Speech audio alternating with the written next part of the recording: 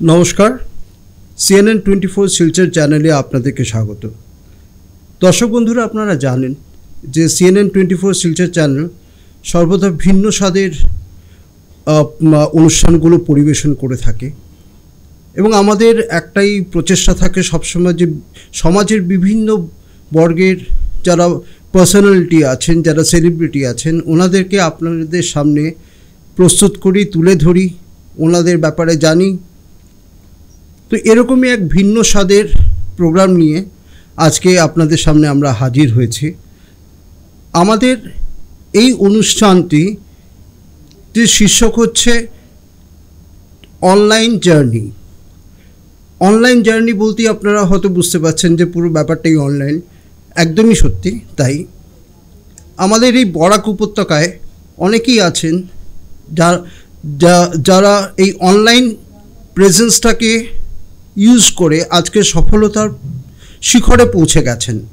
তো এরকমই আমরা বিভিন্ন পর্বে, বিভিন্ন এপিসোডে এই অনলাইন জার্নিতে যারা এই বরাক উপত্যকায় সেলিব্রিটি হয়েছেন বা যারা ফেমাস পার্সোনালিটি আছেন, ওনাদেরকে আপনাদের সামনে আমরা প্রস্তুত করব, ওনাদেরকে আপনাদের সামনে তুলে ধরব।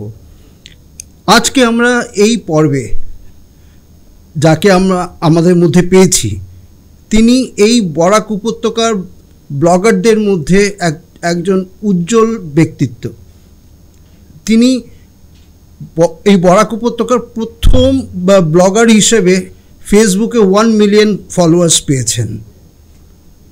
আর তিনি খুবই সিম্পল পার্সোনালিটি, খুবই সাদামাটা একজন ব্যক্তিত্ব। দেখে মনেই হবে না যে উনি এমন ব্লগ পরিবেশন করে থাকেন যা নিমেষেই ভাইরাল হয়ে যায়।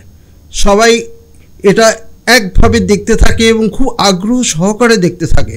আর ওনাকে ভিউয়ারশিপের জন্য সেরকমভাবে বা সেরকম আলাদা করে কোনো ধরনের প্রচেষ্টা করতে হয় না, কারণ ওনার ব্লগের মাপকাঠিটাই এমন যে খুবই কোয়ালিটি ব্লগিং উনি করে থাকেন। আপনারা বুঝতে পারছেন, হয়তো কিছুটা আন্দাজ করেছেন, কিছুটা আঁচ করেছেন যে আজকে আমাদের মধ্যে কে আছেন। আপনারা আমাদের সঙ্গে যিনি আছেন উনি হচ্ছেন মাননীয় শ্রীকৃষ্ণকান্ত সিনহা মহাশয়। নমস্কার। Thank you so much.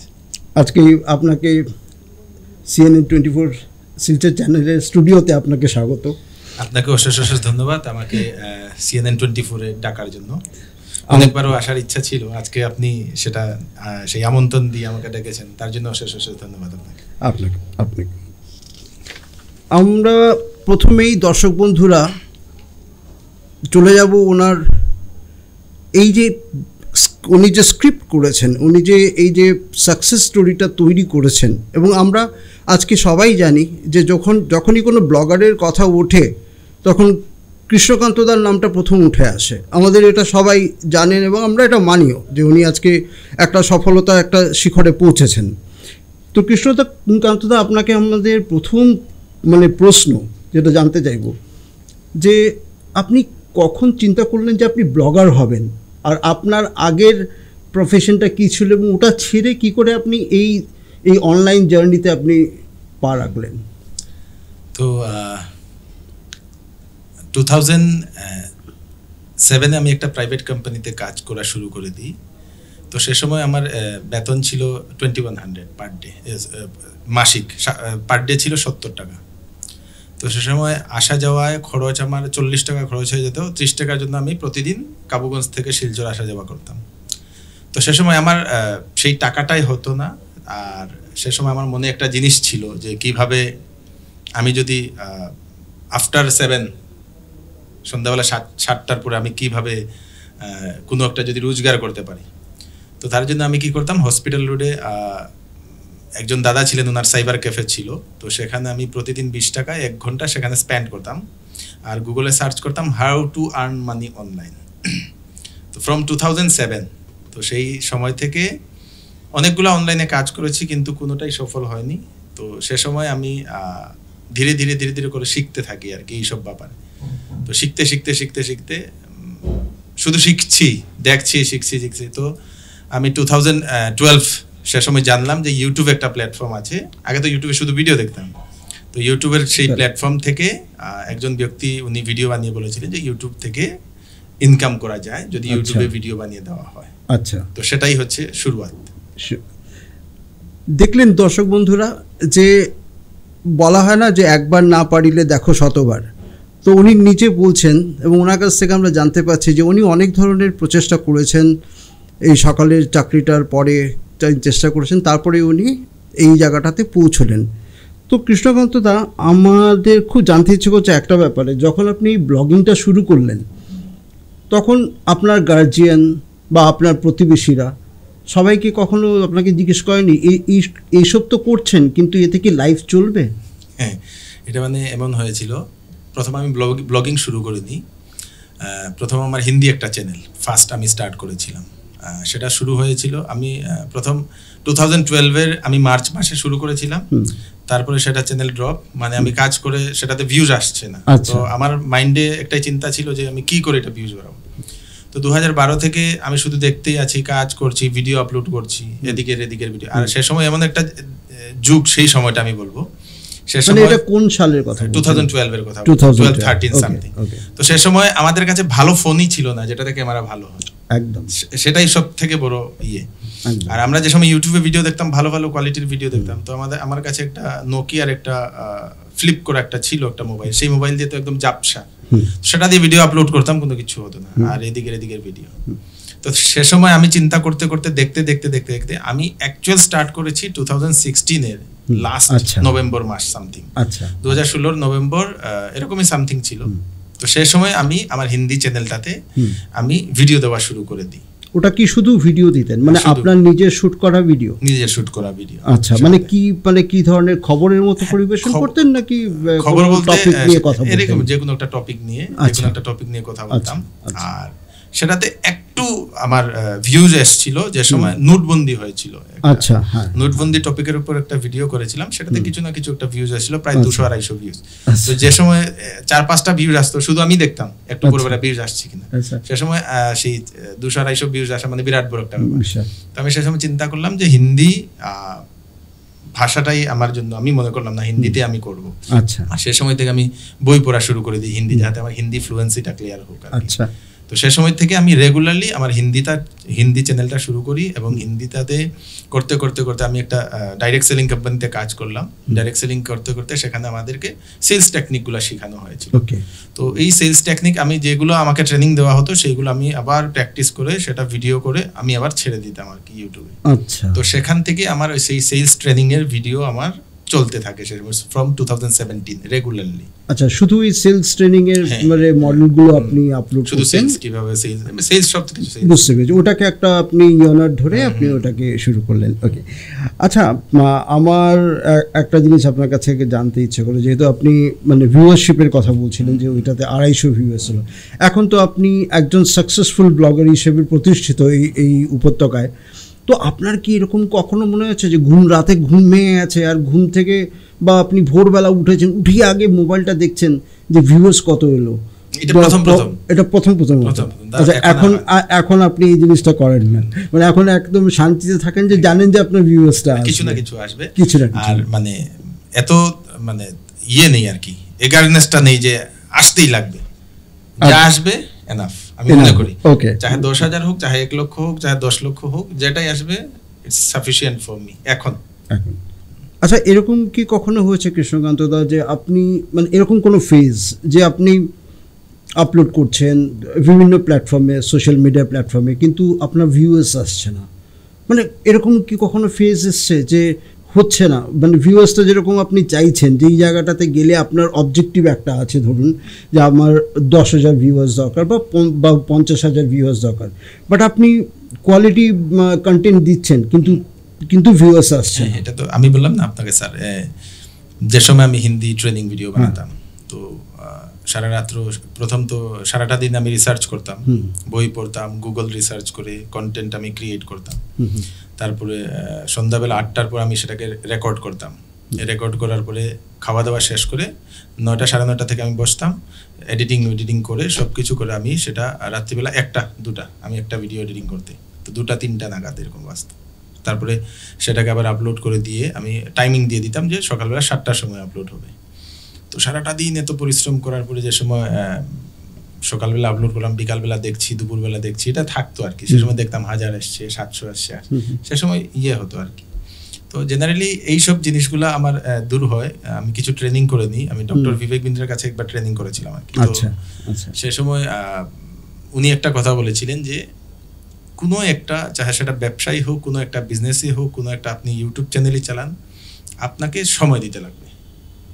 If you have patience দেন আপনি পেয়ে যাবেন, যদি আপনার কাছে ধৈর্যটা থাকে। একদম। তো মানে মূল মন্ত্র হচ্ছে ধৈর্য, মোস্ট ইম্পর্টেন্ট। আর এই যে আপনি বলছিলেন যে একটা মানে হতাশার মতো যে প্রথমে ভিউয়ার্স আসছিল না, তো ওই সময়টাতে হতাশগ্রস্ত হয়ে আপনার কখনো মনে হয়নি যে না এটা হবে না?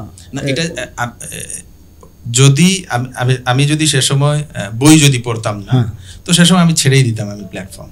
আচ্ছা। আমি বই, সেই সেলফ হেল্প বুকগুলো আমি পড়তাম অনবরত। অনেক যারা ব্যক্তিত্ব আছে ওনাদের বায়োগ্রাফিস পড়েছি। আলবার্ট আইনস্টাইনের আমি বায়োগ্রাফি পড়েছি।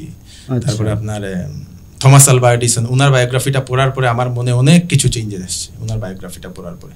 আচ্ছা। উনি মানে অনেক স্ট্রাগল করে কিভাবে এত প্যাটেন্ট করেছেন, সেগুলো সব পড়তে পড়তে মানে নিজের মনের একটা জিনিস এসে গেছে যে আপনি যদি কোয়ালিটি কন্টেন্ট এবং যেটা মানুষ চাইছে সেটা যদি আপনি ডেলিভার করেন, তাহলে আপনারটা মার্কেটে চলবে মার্কেটে।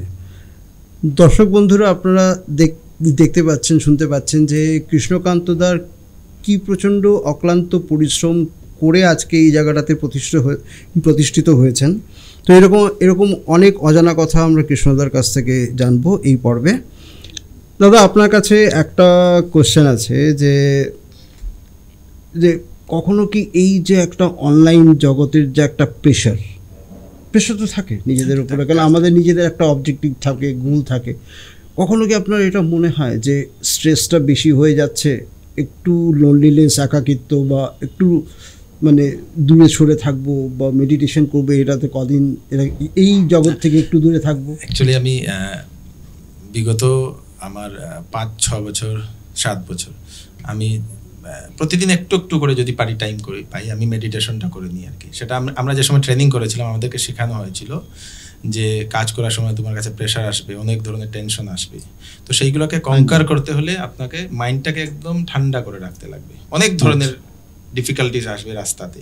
আচ্ছা। তো সেই সব অবস্টেকলস গুলা পার করতে হলে মাইন্ডটা যত সময় শান্ত হবে না, অনেকেই আপনাকে গালি দেবে, সবাই তো আর ভালোবাসবে না দাদা। একদম। আমার পরবর্তী কোশ্চেনটা আপনার কাছে এটাই থাকবে। তো এরকম অনেকেই মানে, তো সেইগুলাকে আগে থেকেই আমরা প্রস্তুত, বা আমি নিজেও প্রস্তুত, যে আমাদেরকে যে সময় আমরা ট্রেনিং করতাম সে সময় আমাদেরকে বলে দেওয়া হতো যে আপনি আজকে ধরে নিন আপনি সোনাই রোডে থাকেন, তো সোনাই রোড থেকে যে সময় আমি সদরঘাটে আসবো, আমার মাইন্ডটা বলবে আমি তো চট করে যাব আর সদরঘাট পৌঁছে যাব, বাট যে সময় আমি ঘর থেকে বেরোবো হলি ক্রসের সামনে স্কুলের জাম পাবো, রাঙ্গির খাড়িতে আমি পয়েন্টে জাম পাবো, হসপিটাল রোডে জাম পাবো, একদম স্পিড ব্রেকার থাকবে, একদম সেখানে রাস্তা নেই, পুরো সম্পূর্ণ জাম, আপনি 1 ঘন্টা সেখানে স্টাক করতে লাগবে।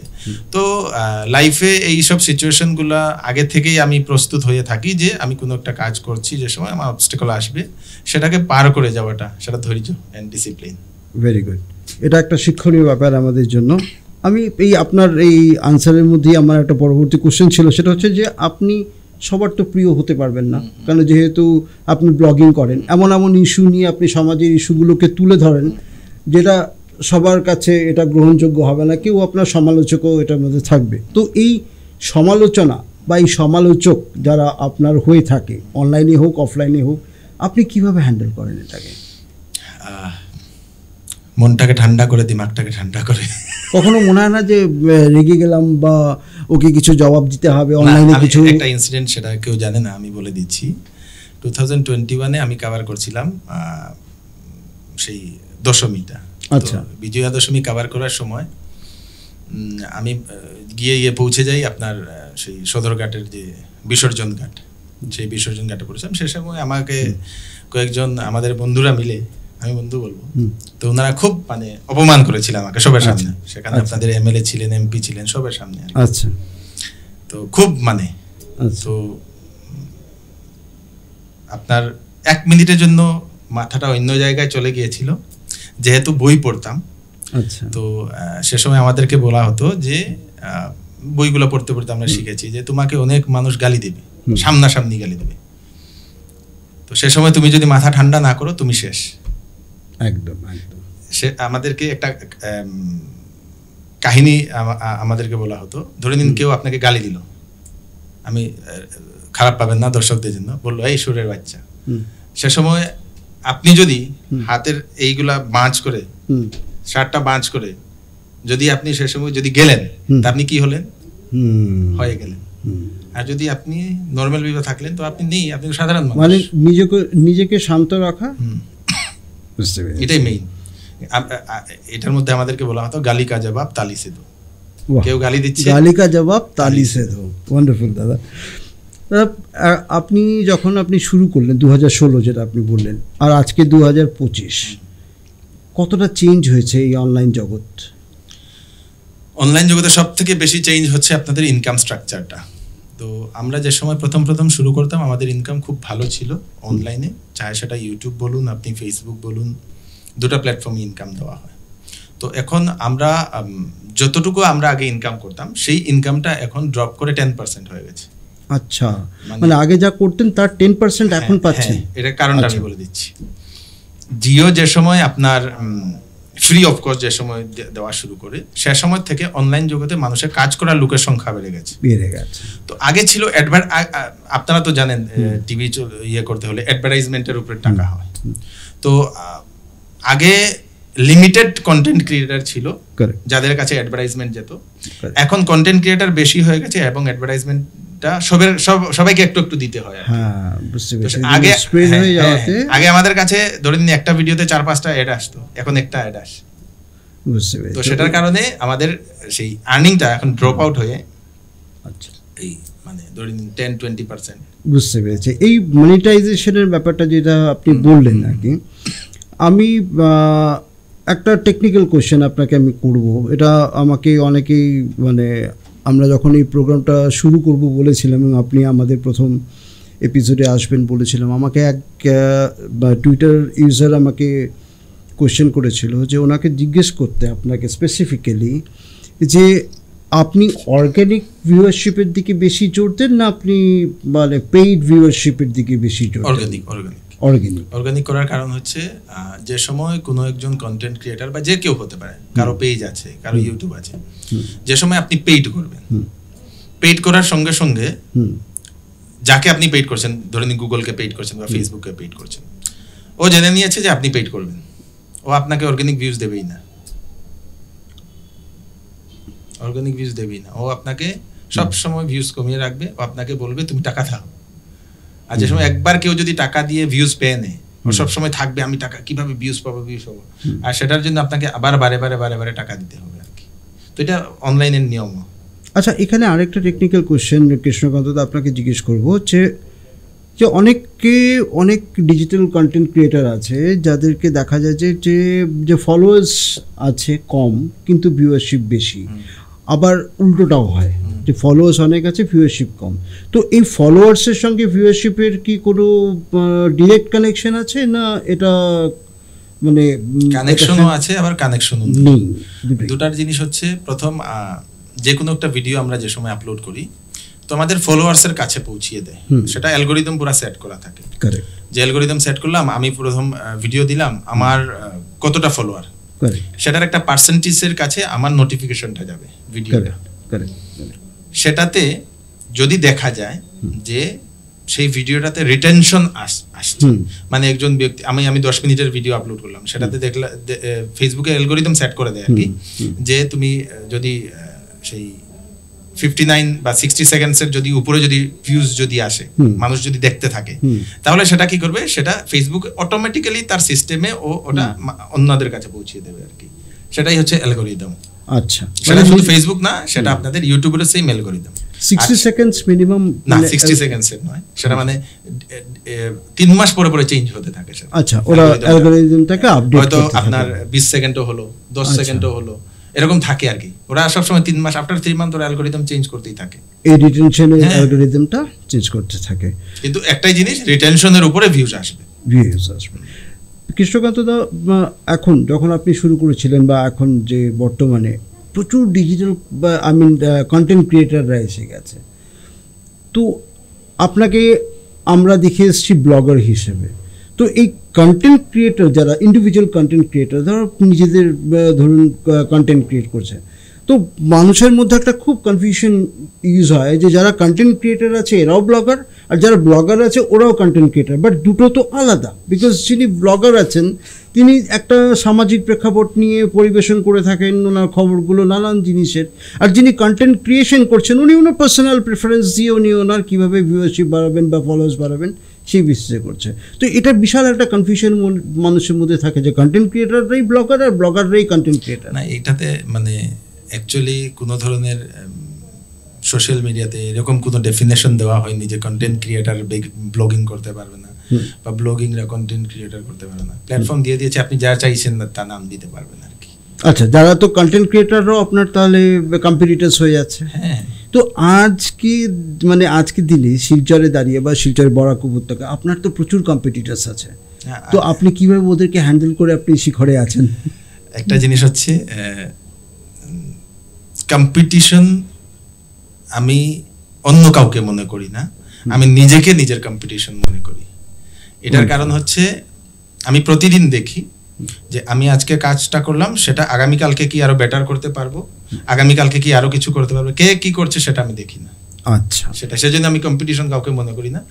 দেখুন, একজন ব্যক্তির আমি পডকাস্ট শুনেছিলাম, উনি একজন বিরাট বড় একজন ব্যবসায়ী সোলার কোম্পানির। উনি বলেছিলেন যে কম্পিটিশন বলে কিছু হয় না, সবাই নিজের নিজের মার্কেট শেয়ার ধরতে আসে।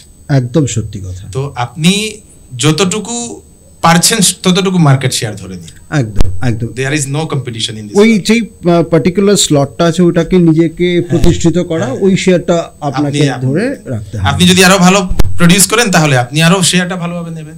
তার মানে হচ্ছে যে কন্টেন্টের কোয়ালিটিটা খুব ইম্পর্টেন্ট হতে হবে। তো কন্টেন্টের কোয়ালিটির উপরে মানে যখন জোর দিতে হয় কৃষ্ণকান্ত দা, তো আপনি মূলত কোন জিনিসটার উপরে ফোকাস করেন যে আমার কন্টেন্টের কোয়ালিটিটা এইটা? আপনি ভিজুয়াল অ্যাসপেক্টের উপরে ডিপেন্ড করেন না খবর যেটা পরিবেশন করছে খবরের উপর? ইনফরমেশনের উপরে। ইনফরমেশন, তো ইনফরমেশনটা যদি ইউনিক হয় তবে কি আপনার কন্টেন্টটা ভালো হবে, তাই মানে এটাকে যদি আপনি গ্রাফিক্স দিয়ে বানিয়ে দেন কোনো কিছু, আপনি অনেক গ্রাফিক্স দিলেন আপনার কন্টেন্টের সেই ইনফরমেশন নেই বেশি, তাহলে সেটার কোনো লাভ নেই। আচ্ছা, এটা একটা খুব শিক্ষণীয় ব্যাপার আমাদের কাছে যারা নতুন আছেন, যারা ব্লগিংয়ে আসছেন, বা তো যে কন্টেন্টের কোয়ালিটিটা সবচাইতে ইম্পর্টেন্ট থাকে। কৃষ্ণকান্ত দা, আপনাদের এই পর্বের শেষ প্রশ্ন আপনাকে আমি করব যে আমাদের এই উপত্যকায় আপনাকে রোল মডেল হিসেবে দেখে অনেক ইয়াং ছেলেমেয়েরা যারা এই ব্লগিংয়ে আসছে, কন্টেন্ট ক্রিয়েশনে আসছে, তো ওনাদের জন্য আপনার কিছু উপদেশ, যারা মানে নিজেদেরকে প্রতিষ্ঠিত করতে চায় এই ডিজিটাল ওয়ার্ল্ডে?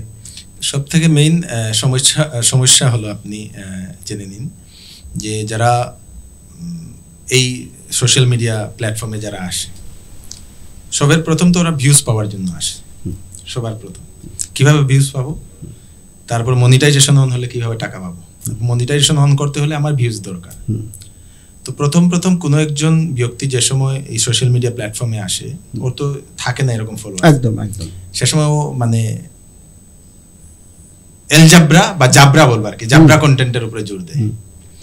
তো জাবরা কন্টেন্টে কি হয়, মানুষের ট্রাস্টটা কমে যায়। আচ্ছা, আপনি প্রথম ঝগড়ার ভিডিও দিলেন, কারো বদনাম করার ভিডিও দিলেন, মানুষ প্রথম আপনি বলছেন ট্রোলিংটা, হ্যাঁ, এটা বেশি করে। তো এটাতে কি হবে, প্রথম কিছু মানুষ আসবে সেটা দেখবে, কিন্তু quality people choose quality product. আমি একদম সত্যি কথা। তো আপনি যদি সার্ভাইভ করতে চান লং টার্ম, তো আপনাকে কোয়ালিটি প্রডিউস করতে হবে। যারা করছে জাবরা কন্টেন্ট দিলে সেটার মানে সে মেয়াদটা বেশি দিন নয় আর কি, তারপরে কি আপনি ড্রপ করবেন। আপনার কাছে কোয়ালিটি যদি না থাকে, আজকে আমার যে প্ল্যাটফর্মে আমি কোয়ালিটি দেই না, আমি কন্ট্রোভার্সি করি না, আমি কারো বদনামের ভিডিও আসছে আমি সেটা করি না। আচ্ছা, কারণ আমার সব ধরনের মানুষ দরকার। একদম সত্যি কথা, প্রত্যেক মানুষটা আমার দরকার। সেজন্য আমি এমন একটা ভিডিও বানাই যেটাতে মানুষের ইনফরমেশন হোক, মানুষের লাভ হোক। আমার সেটাই আমার ফোকাস। আমি আপনার ভেবেছিলাম যে পর্বের শেষ কোশ্চেন আপনাকে করে নিয়েছি, কিন্তু একটা হুট করে আমার মাথায় এলো, যেটা দর্শক বন্ধুরা আপনাদের জন্য আমি কৃষ্ণকান্ত দাকে করব, আমার খুব ইচ্ছে হচ্ছে এবং এটাই আমাদের পর্বের শেষ কোশ্চেন হবে দাদা, যে ব্র্যান্ড কৃষ্ণকান্ত সিনহা, এই যে আজকে এত ব্যবসায়িক প্রতিষ্ঠান বা যারা ব্যবসায়িক মানসিকতা নিয়ে থাকেন, যখন আসেন বিভিন্ন প্ল্যাটফর্ম থাকে ওনাদের অ্যাডভার্টাইজমেন্ট করার, তো আপনার মধ্যে কি জিনিসটা আপনি প্রতিষ্ঠিত করতে পেরেছেন যে সবাই এসে আপনাকে ব্র্যান্ড কৃষ্ণকান্ত সিনহাকে খোঁজে অন্য কাউকে ছেড়ে? এটা যারা দেখছেন ওনারা বলতে পারবেন। আমি আমার তরফ থেকে সবসময় একটাই জিনিস চেষ্টা করি, যে আমি আগেও বলে দিলাম, প্রথমত আপনি যেটা বললেন ব্র্যান্ড, আমি আমাকে এখনো ব্র্যান্ড মনে করি না, কারণ ব্র্যান্ড হওয়ার জন্য আরও অনেক বাকি আছে। তো আমার গোল অনেকটা বড়, তো আমি পাপলুদার সঙ্গে অনেকবার সেটা সেই আলাপ আলোচনা করেছি, তো এখনো বাকি আছে। তো মানুষ দেখুন, মানুষ যারা আমাকে খুঁজে কিছুর জন্য নয়, শুধু ভিউয়ারশিপের জন্য। আমি যারা অ্যাডভার্টাইজার যারা আছে ওনাদেরকে আমি রেজাল্ট দিতে পারছি বলেই আসছে। আজকে যদি আমি রেজাল্ট প্রডিউস করতে না পারি, ওরা আমার কাছে অন্য কাছে চলে যাবে স্যার, সেটাই হচ্ছে নিয়ম, সেটা প্রকৃতির নিয়ম। সত্যি আমি রেজাল্ট সবাই নিজের নিজের স্বার্থ নিয়ে আছে। তো কেউ আসছে আমার কাছ থেকে ওরা ভিউজ পাচ্ছে, রেজাল্ট পাচ্ছে, আসছে। আগামীকালকে যদি ভিউজ আসে না, রেজাল্ট আসে না, ওরা আমাকে ছেড়ে চলে যাবে, সেটাই নিয়ম। মানে প্রত্যেক জিনিস চেঞ্জ হতে শুরু করে, পরিবর্তন হতে শুরু করে। তো এক একটা জিনিস এক একটা সময় পরিবর্তন হয়। হয়তো আমাদের সোশ্যাল মিডিয়া এখন চলছে, ভবিষ্যতে কি আসবে সেটা আমরা জানি না, কিন্তু I am ready for that. ভবিষ্যতে যেটাও আসবে সেটার জন্য আমি আগে থেকেই প্রস্তুত, যে সেটার জন্য আমি পরিবর্তন হব। আপনি কি এই সোশ্যাল মিডিয়াতে আপনার ব্লগিং এ আর্টিফিশিয়াল ইন্টেলিজেন্সকে প্রয়োগ করা শুরু করেছেন? এখন এটাতে মানে ভিডিও কন্টেন্ট ক্রিয়েশনে তো দরকার হয়নি, কিন্তু আমাদের রিসার্চে আমরা আর্টিফিশিয়াল ইন্টেলিজেন্স ইউজ করে থাকি, সেটা ধীরে ধীরে করে। তো আমাদের তো আমার তো শুধুই শিলচর নিউজ বলে চ্যানেল সেটা নয়, আমার তো টোটাল 6টা চ্যানেল আছে।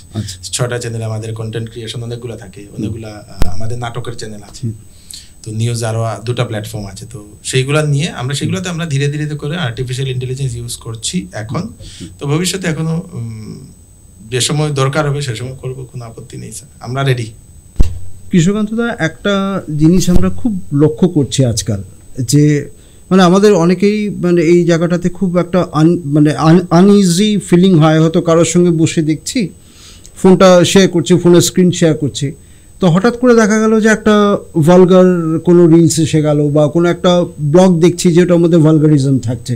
এটা আমরা বিশেষ করে লক্ষ্য করছি যে পশ্চিমবঙ্গে তো হচ্ছে, তথা ভারতবর্ষে অনেক জায়গায় হচ্ছে। এবং যেহেতু ওরা মানে এইভাবে অ্যালগোরিদমটাকে সেট করে, প্রমোশনটাকে সেট করে যে সবাই ভারতবর্ষের প্রত্যেকটি প্রান্তে পৌঁছে যায়, তো এরকম আমরা মানে খুব একটা আনইজি পরিবেশের আমরা সম্মুখীন হই যখন বাড়িতে বসে শেয়ার করছি হয়তো কারোর সঙ্গে।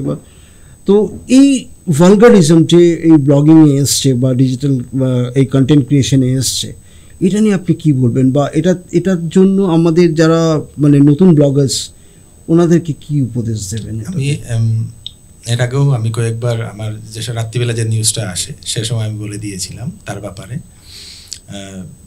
এখন তো আজকের থেকে 2-3 বছর আগের কথা বলছি, সোশ্যাল মিডিয়াতে সেটা অতিরিক্ত ছিল, এখন সেটা 50%-এর উপরেও সেটা কম হয়ে গেছে। কারণ হচ্ছে সরকারের একটা চাপ থাকে কোম্পানির উপরে, অবশ্যই, কিন্তু মেইন জিনিস হচ্ছে আপনাদের অ্যাকাউন্ট এত বেশি হিউজ, সেটা কোম্পানি ইচ্ছা করেও সেটা কন্ট্রোল করতে পারছে না। আচ্ছা, মানে কোম্পানি বলছেন যে না, দুটা জিনিস সেটা হয়তো আমার মনে হচ্ছে, জানি না কতটুকু রাইট। সরকার বলছে কোম্পানি বলছে আমরা করছি, আচ্ছা, কিন্তু হয়তো এরকম হতে পারে কোম্পানিরও হয়তো এরকম একটা থাকতে পারে যে যত এরকম ভিডিও আসবে মানুষ দেখবে বেশি, আমাদের প্ল্যাটফর্মে বেশি এঙ্গেজমেন্ট আসবে, সেরকম একটা চিন্তা থাকতে পারে কোম্পানি। কিন্তু আমাদের ভারত সরকার যেহেতু, আপনি 2 দিন আগেও একটা নোটিফিকেশন দিয়েছে যে ওটিটি প্ল্যাটফর্মগুলো 26টা ওটিটি প্ল্যাটফর্মগুলোকে ব্যান করে দিয়েছে ভালগারিজমের জন্য, এরকম নোংরা ভিডিও দেওয়ার জন্য। তখন সামাজিক মাধ্যমের জন্য অলরেডি সেটার জন্য কথাবার্তা হয়ে গেছে সেটা, এবং হয়তো আমার মনে হচ্ছে 26-এর মধ্যে সেটা আসবে, যে যারা এরকম ভালগার কন্টেন্ট যেগুলো থাকে অটোমেটিক প্ল্যাটফর্ম থেকে ডিলিট হয়ে যাবে, আপনি আপলোডই করতে পারবেন না। এখন তো আগের থেকে অনেক হয়েছে, এখন তো যদি একটা ওয়ার্ডও যদি আপনার খারাপ হয়ে যায় না, সেটা অটোমেটিক আপলোড হওয়ার আগে ডিলিট হয়ে যাবে।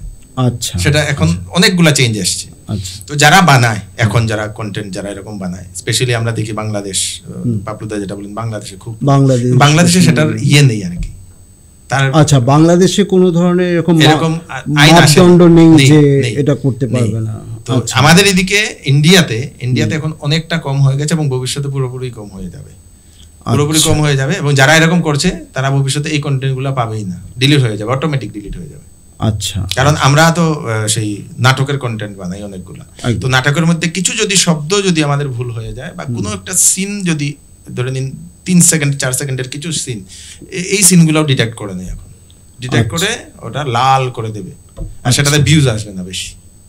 আচ্ছা আচ্ছা, আগে ছিল অনেকটা, এখন অনেকটা কম হয়ে গেছে এবং ধীরে ধীরে সেটা কম করে হয়ে যাবে ভবিষ্যতে। আচ্ছা আচ্ছা আচ্ছা, অনেক ধন্যবাদ কৃষ্ণকান্ত দা আপনাকে আমাদেরকে সময় দেওয়ার জন্য। দর্শক বন্ধুরা, আপনারা শুনলেন অনেক অজানা কথা কৃষ্ণদার কাছ থেকে। তো এরকম প্রত্যেকটি পর্বে আমরা আপনাদের সামনে তুলে ধরবো অনলাইন জার্নিতে যে যারা প্রতিষ্ঠা লাভ করেছেন। তো আমাদের সঙ্গে থাকবেন, আর যারা CNN 24 শিলচর চ্যানেলকে এখনও ফলো করেননি সোশ্যাল মিডিয়াতে, আমাদের ফেসবুক, ইউটিউব এবং ইনস্টাগ্রাম পেজকে ফলো করবেন, লাইক করবেন, শেয়ার করবেন, সাবস্ক্রাইব করবেন। পরবর্তী পর্বে আপনাদের সঙ্গে আবার দেখা হবে। সঙ্গে থাকুন, দেখতে থাকুন CNN 24 শিলচর চ্যানেল। নমস্কার। Thank you.